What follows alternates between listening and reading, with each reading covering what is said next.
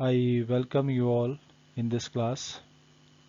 इस क्लास में हम ये डिस्कस करेंगे कि ऐसे कौन कौन से एरियाज़ हैं जिसमें इंडिया पाकिस्तान से बेहतर कर रहा है, और फिर हम पढ़ेंगे कि ऐसे कौन से एरिया है जिसमें पाकिस्तान इंडिया से बेहतर कर रहा है, और फिर हम ये पढ़ेंगे कि ऐसे कौन से एरियाज़ हैं जिसमें चाइना इंडिया से ज़्यादा बेहतर परफॉर्म कर रहा है, और उसके बाद हम ये पढ़ेंगे कि पाकिस्तान में जो गरीबी है वो दोबारा से क्यों बढ़ रही है, उसके क्या कारण हैं, इसके बारे में हम पढ़ेंगे।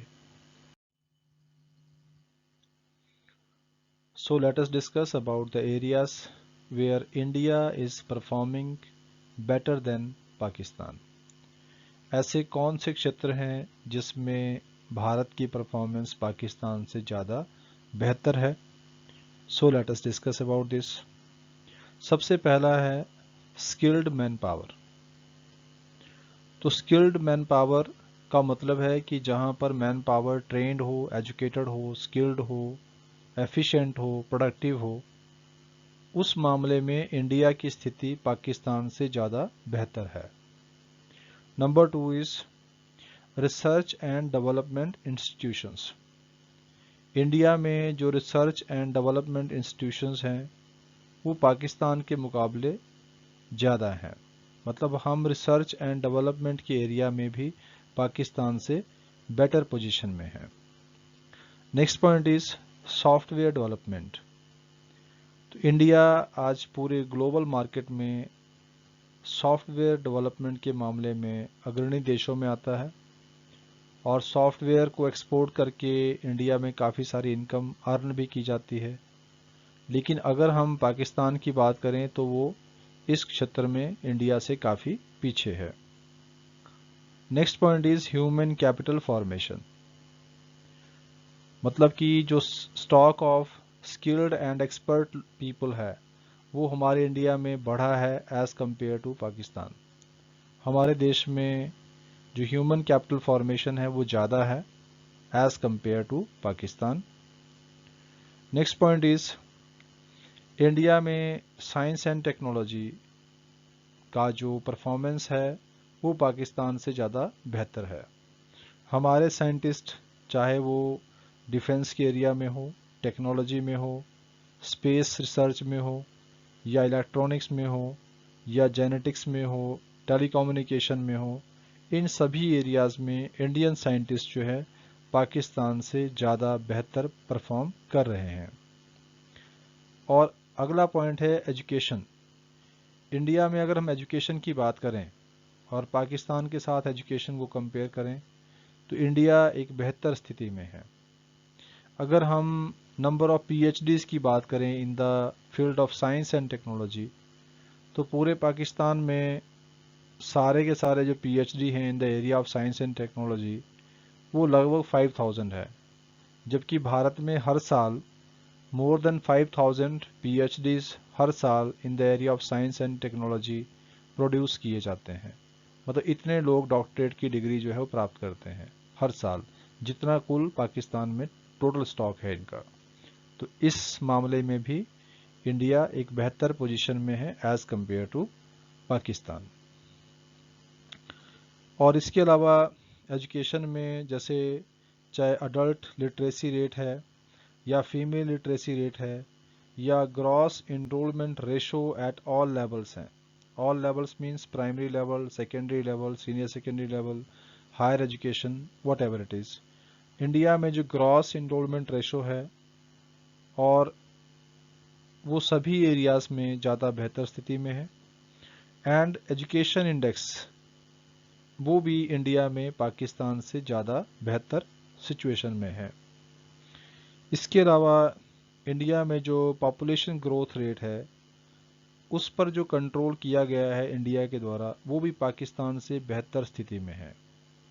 अगर हम इंडिया की जो पॉपुलेशन ग्रोथ रेट है उसकी बात करें तो ये 1.76% है इंडिया में, जबकि पाकिस्तान में ये 2.5% पर एनुअम है। तो पाकिस्तान में पॉपुलेशन का ग्रोथ रेट ज़्यादा है। मतलब पॉपुलेशन को कंट्रोल करने में पाकिस्तान इंडिया से पीछे है। India is doing better for controlling the population. And next point is issue of health facilities in general and infant mortality in particular are better addressed in India। तो health facilities के मामले में भी, चाहे वो जनरल हेल्थ केयर की facilities हों या फिर स्पेशली इन्फेंट मॉर्टलिटी रेट की बात हो, इंडिया की स्थिति दोनों ही क्षेत्रों में पाकिस्तान से ज़्यादा बेहतर है। तो ये वो एरियाज़ थे जिसमें इंडिया पाकिस्तान से ज़्यादा बेहतर परफॉर्म कर रहा है। Now let us discuss about the areas in which Pakistan is performing better than India.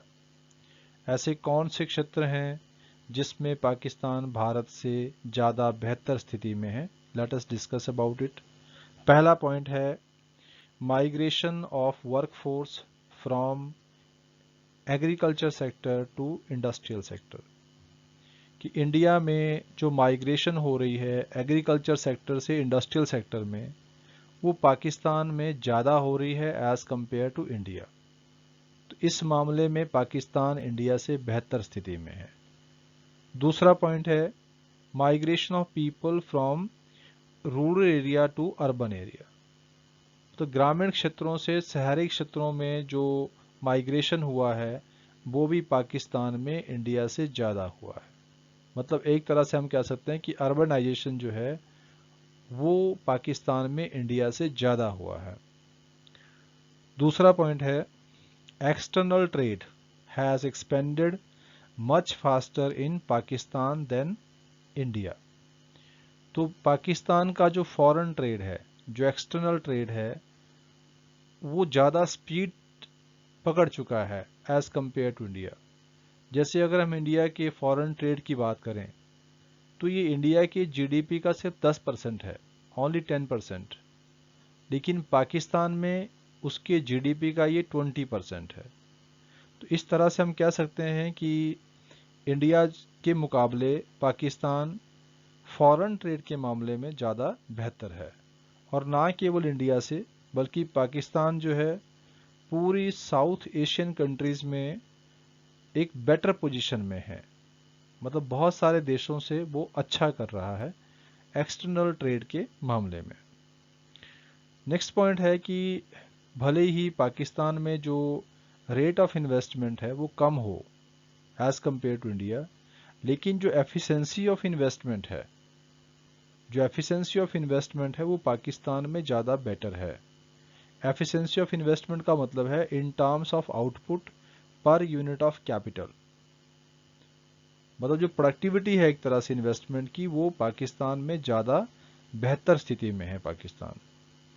And next point is Pakistan has achieved better results as regards access to improved water resources। Access to improved water resources, जो safe drinking water की facilities हैं वो भी पाकिस्तान में India से ज़्यादा बेहतर स्थिति में है। मतलब सेफ ड्रिंकिंग वाटर प्रोवाइड करने में पाकिस्तान इंडिया से आगे है।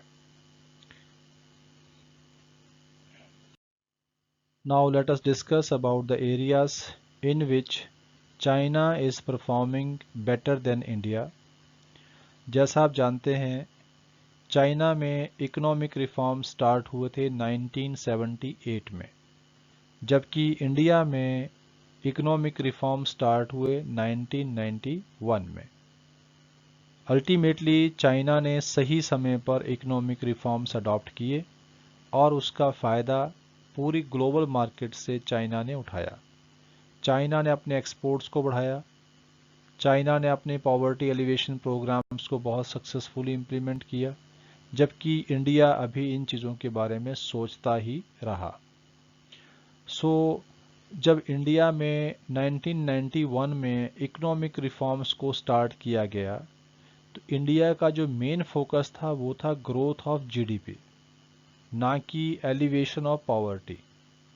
जबकि चाइना ने जो इकोनॉमिक रिफॉर्म स्टार्ट किए थे उसका जो मेन फोकस था वो था गरीबी को हटाने पर। और यही वजह है कि चाइना ने 1978 से लेके और 1989 तक अपने देश की लगभग 85% पॉपुलेशन को पॉवर्टी लाइन से बाहर निकाला, जबकि इंडिया में सिर्फ 50% पॉवर्टी ही रिड्यूस हुई। तो इस तरह से हम कह सकते हैं कि पॉवर्टी को कम करने के मामले में चाइना इंडिया से बेहतर स्थिति में रहा। दूसरी बात कि चाइना में जो रीस्ट्रक्चरिंग ऑफ चाइनीज एग्रीकल्चर हुआ, जिसमें चाइना ने जो कम्यून सिस्टम ऑफ एग्रीकल्चर था उसको एबोलिश किया और उसकी जगह जो इंडिविजुअल हाउस होल्ड थे उनके नाम पर या उनको ज़मीन एलोकेट की गई। हालांकि ऑनरशिप ऑफ लैंड जो है वो चाइना में अभी भी गवर्नमेंट के पास है, लेकिन इंडिविजुअल लैंड होल्डिंग्स जो है वो फार्मर्स को एलोकेट की गई। उससे वहाँ पर एग्रीकल्चर प्रोडक्ट को बढ़ाने में कामयाबी मिली।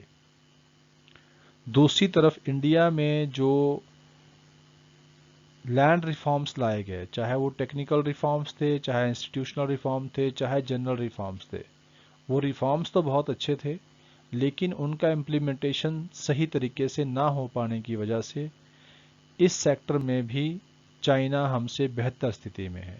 मतलब एग्रीकल्चरल सेक्टर में भी चाइना हमसे बेटर पोजीशन में है।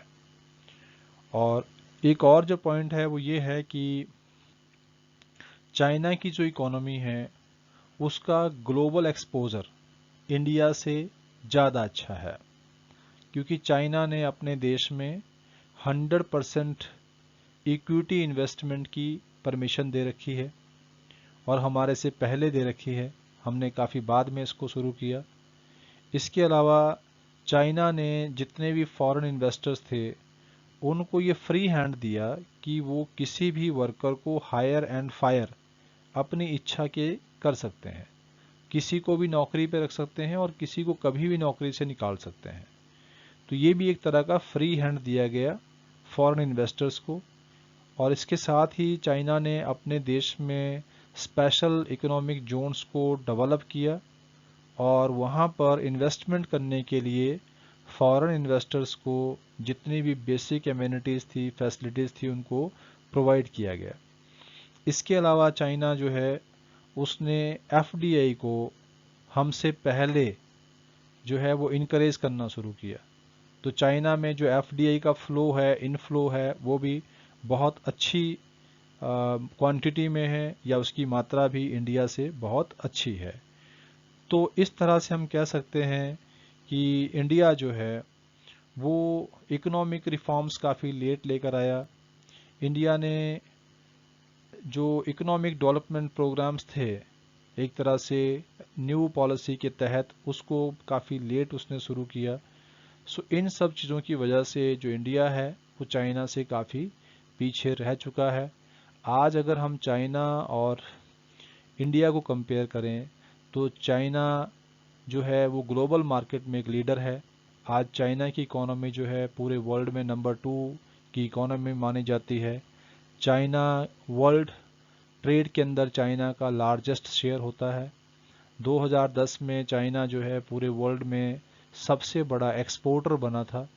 तो आज चाइनीज़ प्रोडक्ट की डिमांड दुनिया भर में है और चाइना की जो इकोनॉमी है वो एक तरह से एक्सपोर्ट ओरिएंटेड बन चुकी है।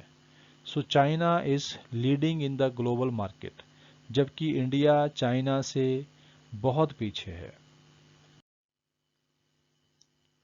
So let us discuss about the reemergence of poverty in Pakistan. जैसा हम ऑलरेडी पढ़ चुके हैं कि 1947 में जब पाकिस्तान आज़ाद हुआ तो उसने अपनी इकोनॉमिक ग्रोथ एंड डेवलपमेंट के लिए मिक्स्ड इकोनॉमी मॉडल को अडॉप्ट किया। पाकिस्तान में पब्लिक सेक्टर को ज़्यादा इम्पोर्टेंस दिया गया as compare to private sector. वहाँ पर इंडस्ट्रियलाइजेशन को बढ़ाने के लिए इम्पोर्ट सब्स्टिट्यूशन पॉलिसी को फॉलो किया गया, जिसको हम इनवर्ड लुकिंग ट्रेड स्ट्रैटेजी भी कहते हैं। पाकिस्तान ने अपने देश में इंडस्ट्रियलाइजेशन को बढ़ाने के लिए, अपनी इंडस्ट्रीज़ को ग्रो करने के लिए प्रोटेक्शन की पॉलिसी फॉलो की।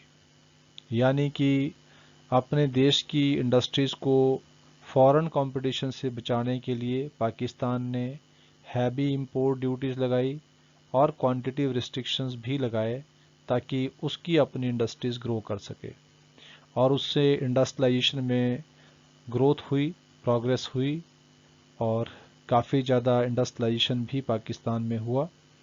लेकिन 1988 में ऐसा महसूस किया गया कि जिस रेट पर जीडीपी बढ़ना चाहिए था उस रेट पर बढ़ नहीं रहा है।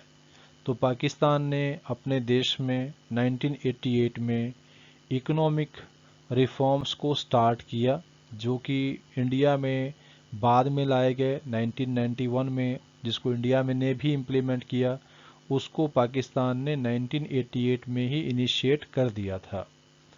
और पाकिस्तान ने अपनी इकोनॉमी में प्रोटेक्शन की जगह कंपटीशन को प्रेफरेंस दिया, अपनी इकोनॉमी को ग्लोबल मार्केट के लिए खोल दिया कि कोई भी इन्वेस्टर आकर पाकिस्तान में इन्वेस्टमेंट कर सकता है। तो इस तरह के डिसीजन लिए गए और पाकिस्तान की इकोनॉमी में जो इकोनॉमिक ग्रोथ रेट था वो बढ़ने लगा। लेकिन 2011 में अचानक ऐसा लगा कि पाकिस्तान की इकोनॉमी धीरे धीरे पॉवर्टी मोड में जा रही है। और इसके पीछे जो कारण है वो क्या है कि 2011 में जब चाइना की जो जीडीपी ग्रोथ रेट थी वो 9.5% थी और इंडिया की 8.4% जीडीपी ग्रोथ रेट था पर एनुअम, तो उसी समय में पाकिस्तान का जो जीडीपी ग्रोथ रेट था इट वाज ओनली 2.6%। तो इससे पता चलता है कि पाकिस्तान इकोनॉमी जो है एक तरह से फिर से गरीबी के दुष्चक्कर में फंसने जा रही थी। तो इसके कारण क्या रहे कि क्यों पाकिस्तान में दोबारा जो है एक तरह से पाकिस्तान गरीबी के चक्कर में फंस गया, इसके कारण क्या रहे? तो इसमें पहला जो एक बड़ा कारण है वो ये है कि पाकिस्तान जो है अपनी इकोनॉमी में, अपने एग्रीकल्चर सेक्टर में जो उसको इंस्टीट्यूशनल रिफॉर्म्स लाने चाहिए थे, उन रिफॉर्म्स को वो नहीं ला पाया।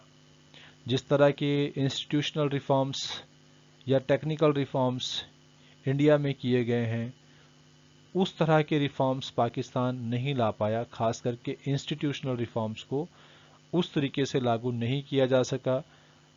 और पाकिस्तान में आज भी जो एग्रीकल्चर है वो ज़्यादातर रेनफॉल पर ही डिपेंड करती है। अब अगर रेनफॉल अच्छा होगा, मानसून अच्छा होगा, तो फिर हार्वेस्टिंग भी अच्छी होगी, अच्छी फसलें आएंगी, उत्पादन बढ़िया होगा। और अगर फसल अच्छी नहीं हुई, मानसून अच्छा नहीं है, तो फूड ग्रेन की सप्लाई भी कम हो जाएगी। तो ये भी एक कारण रहा है। दूसरी बात है कि अपनी फॉरेन एक्सचेंज रिक्वायरमेंट के लिए पाकिस्तान डिपेंड करता है दो चीज़ों पर। उसके पास दो ही सोर्स हैं फॉरेन एक्सचेंज रिजर्व्स को पूरा करने के लिए।